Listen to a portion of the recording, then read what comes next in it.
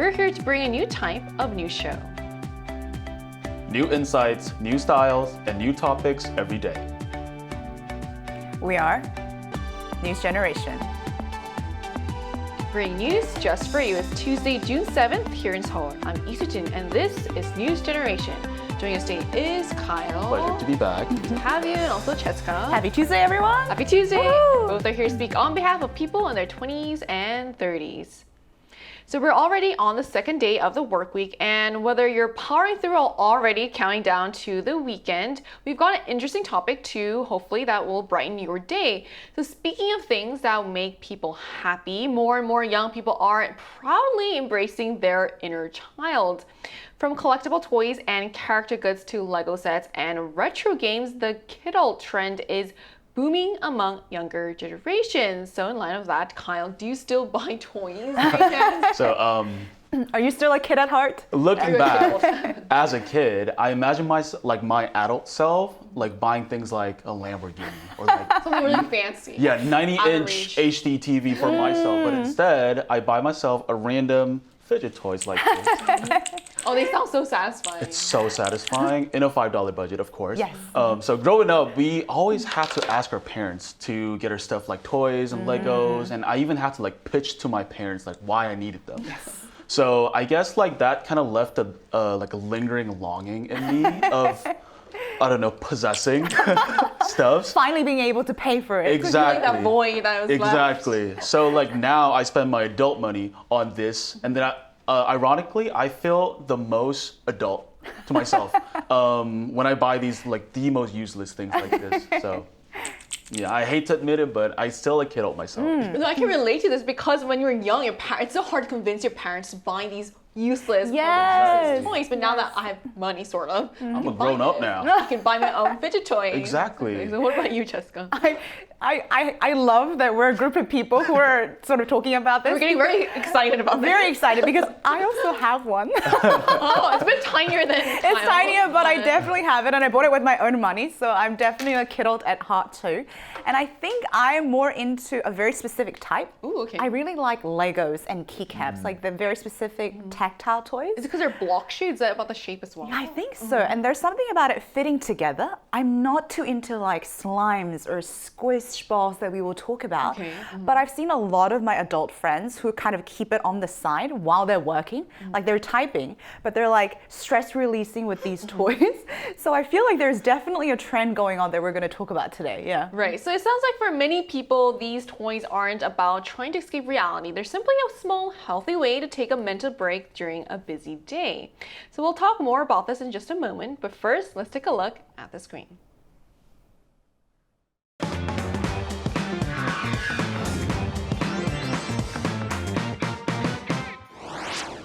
Trends may come and go at the speed of light these days, but one trend that is not only sticking around, but also evolving is the kidult trend. From nostalgic childhood favorites to brand new collectibles, more and more young adults are embracing toys not just for fun, but as a way to unwind, express themselves, and relieve stress. Today on News Generation, we take a closer look at the latest toy craze capturing the attention of the younger generation, why these stress relief items have become so popular, and how this growing obsession is also sparking some unexpected conflicts. Just as you saw in a video, toys are no longer just for children. These days, more young adults are turning to them as a fun and simple way to relax after a stressful day. And some of the latest trends may be unlike anything you've seen before. So what kinds of stress relief toys are trending among young adults, Kyle? I am so excited to talk about this. I'm so ready. So right now, tactile and sensory toys are massive among 20-30 generation. So the biggest trend is definitely the thing that I brought, the keycap cube right now. It's so satisfying. At this point, you're making up an excuse to press Yeah, on it's a these. trend. It is a trend. So addicting. Once you start, you can't stop. Yeah. It wasn't my choice. So that like the keycap ring that let you enjoy satisfying keyboard clicking sound on the go, and squishy stress balls known as 말랑이, as Jessica mentioned, and various types of tactile putty and slime are also making a huge comeback. So recently we're even seeing new items rising quickly like wakbu board, which means wax breaking ball. I don't know who made it, but it's genius. Which are balls with a wax coating that you crush to enjoy the texture and sound. So it's all about clicky, squishy, and crunchy items. So these certainly are not just the kind of toys that many of us grew up with. So it's interesting how something so simple can become part of people's daily routines as a way to relax. But they're far from the only products gaining popularity. So what other stress relief toys are becoming popular among adults, Jessica? I mean, there's so many. As we saw in the VCR, there are a variety of types. And I think Koreans are so good at customizing these things. So there's like, 말랑이, which is a softie, wakbu board, the wax breaking ball. But when you look at the type of characters or the kind of items that they create, there's like a cheesecake shape, like a chocolate shape, even like different types of fruits, characters. I mean, it's so crazy. And if we look at the screen, we can actually see this reflected in the purchasing power of young adults. So just in a year, from 2025 to 2026, the keycap market grew over 100%. And I think that is quite huge if you think about it. And likewise, the squeeze balls or the squishy toys also grew by 37% in just a year. And I think this shows how much young adults are willing to invest and sort of put their money into buying these things. But also the size of the market is actually growing because as we saw in the VCR, the types and the variety of this market just keeps continuing to grow. Yeah. And we also saw footage of the streets that are dedicated to selling these toys. I've been there before. Me too. It's hard to walk. And it's hard just to enter just because there's so many people are obsessed with these toys as well. Yes. So those sales figures also show that this is not just a niche market anymore, and stress relief toys have clearly become a genuine consumer trend. So let's take a deeper dive into why this is happening. So why are these stress relief toys so popular among adults, Kyle? So, great question. I think it comes down to the deep sensory craving. So now we live in a completely digital world where almost everything we consume is filtered through screens. So it's normally, visual or auditory, like watching videos or listening to audio. So because of this, we have fewer opportunities to actually engage and satisfy our sense of touch. So I feel that young adults are turning to these toys to fill the gap, consciously exposing themselves to physical sensation. So also on top of that, there's a very real mental health factor. So recent data shows that over 30% of young adults in their 20s and 30s suffer from high stress, mostly caused by workplace or financial pressure. So for these exhausted office workers and students, these tiny toys have essentially become a psychological painkiller, like ADHD pill, providing an instant, accessible dose of stress relief and comfort right at their desks. Right. So it seems these toys give people something they really need, a quick mental reset during a busy or stressful day. But stress relief is actually only part of the story. So what else is fueling the popularity of these toys, Jessica? Because as Kyle mentioned, I think it kind of satisfied two things. That when we talked about the keyring, like customizable keyrings in the bag, it sort of does something similar. And I think it's two things. One, financial burden, and also mental burden. So the stress part Kyle already talked about, but it's interesting because in the intro, Kyle said, I'm using my big adult money and feeling like a very luxury. But because these are so affordable and so cheap, I think they're at max about $3 to $5 US, right, for each one.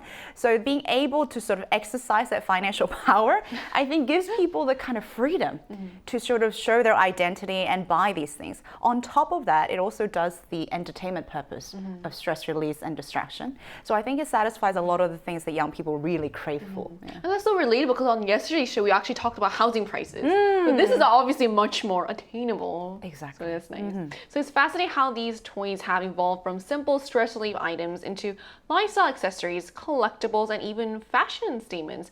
But of course, not everyone is happy about this trend. So why are these toys then sparking controversy? What controversy is it sparking? Yes, so there are a few major issues being raised around this keycaps. Like, Looks innocuous, yeah. I won't let it go, but still, okay, first they can be annoying, of course, like these sounds. clicking sounds are very annoying and distracting to others in public spaces for sure. Even in classrooms or subways, a lot of people can't stop clicking these things for a lot of different purposes, but mainly it makes like huge noise, so people wouldn't be happy about it.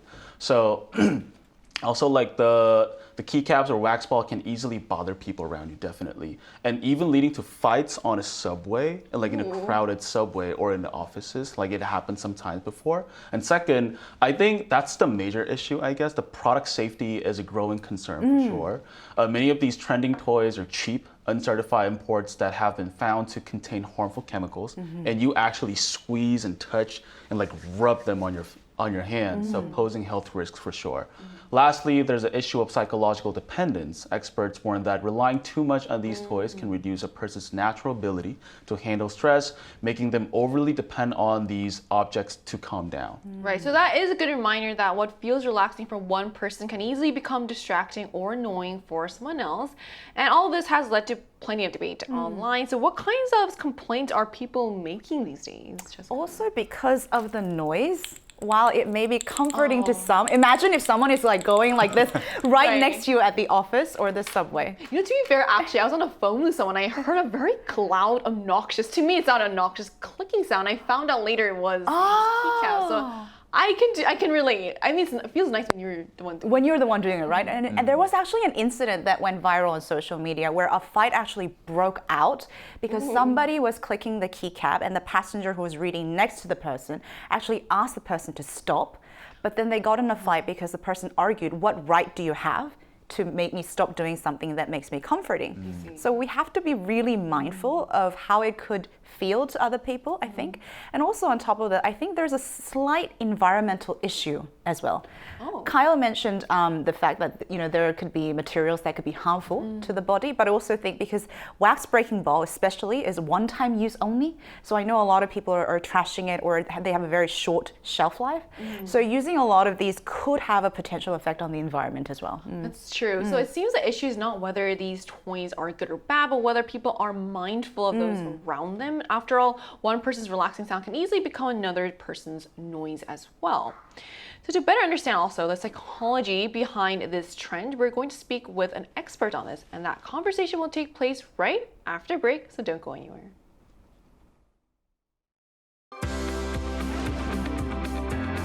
NewsGen wants to hear from you. Go to YouTube and search out channel Arirang News. Click Posts and cast your vote in the poll. Make a new type of news with us.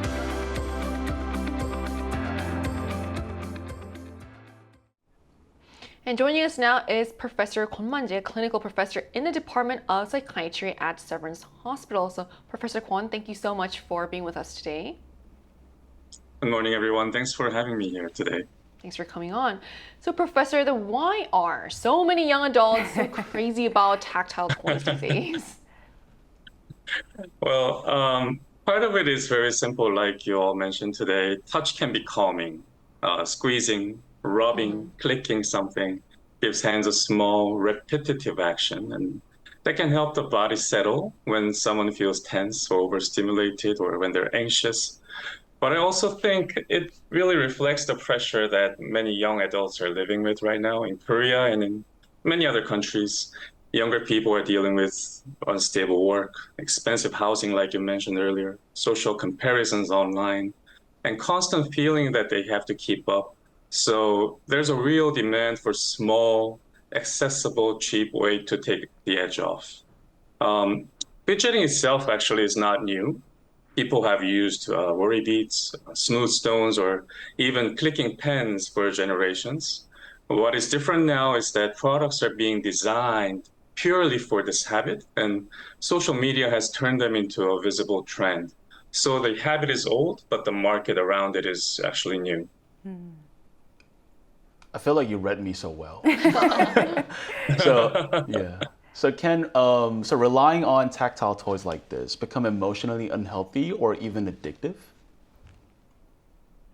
Yeah, so for most people, no, I don't think that's going to be unhealthy or addictive for most. But I would not describe this as addiction in the clinical sense. the way we might talk about alcohol, gambling, or drugs. For many people, these objects are simply a harmless comfort habit. But like any coping tool, it depends on how it's being used. I think a useful question is this helping me face the situation or is it helping me avoid it? If someone uses a tactile toy like a keyboard to calm down and then returns to what they need to do, that can be healthy. But if it becomes the only way they can manage ordinary stress, or if they feel unable to function without constant soothing using these keycaps, then it may be a sign there's a deeper anxiety, stress, or exhaustion underneath. In that case, it's worth paying attention to the cause, not just the habit of using these toys. Professor, I think you kind of addressed the next question because we're looking for ways to actually use this in a very healthy way because like you mentioned, we don't want it to be a distraction to face something that is real. So what are some of the healthy ways that we can use it? And also, are there alternatives that you would recommend? So I would suggest using them intentionally rather than automatically or passively all day. So pick one up, pick your keycap up when you feel tense, use it to settle your body, and then return to what you were doing that you just stopped when you started using that fidget tools. One important point is that the toy should help you stay with a difficult moment, not escape from it. Anxiety usually actually becomes less powerful when we gradually face situations and learn that we can handle them instead of avoiding them. So a tactile toy can work like training wheels, useful for support, but like when you're on a bicycle, useful for support, but not something you want to depend on forever. You want to get rid of those training wheels and be on your bicycle and drive them for fun. And of course, the most reliable ways to manage stress are still the basics that you all know: moving your body, slowing your breathing, getting enough sleep, spending time outside, and staying connected with people you trust. If stress starts affecting your sleep, mood, concentration, or relationship with your friends or family, daily life, then talking to a mental health professional or psychiatrist is a sensible next step. So it doesn't have to be the last resort to get help. I think that's great advice. While keycaps can be helpful, like a helpful tool to help us, calm down when we initially feel that burst of anxiety or when we get triggered, it's important to make sure to keep connected, keep in touch with things like nature or people around you. So thank you so much for sharing your insights with us today, Professor, on this. No problem. Thank you. Thank you. So we just spoke with a clinical professor from the Department of Psychiatry about why so many young people are drawn to tactile toys, when these stress relief items can become unhealthy, and how to enjoy them in moderation while maintaining other healthy coping habits. Now let's see how the public feels about this growing trend. So we also wanted to hear directly from our viewers. So we ran a poll on the Arirang's YouTube channel asking, what do you think of trendy stress relief items such as keycaps? And here's what the results showed.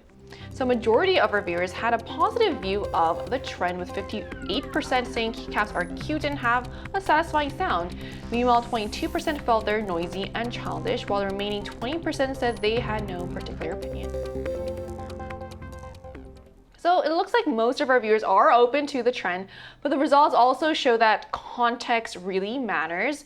After all, what feels satisfying to one person can easily become distracting to someone else. So after today's discussion on these stress relief toys, which particular toy would you like to try, and what's your favorite way to relieve stress on this?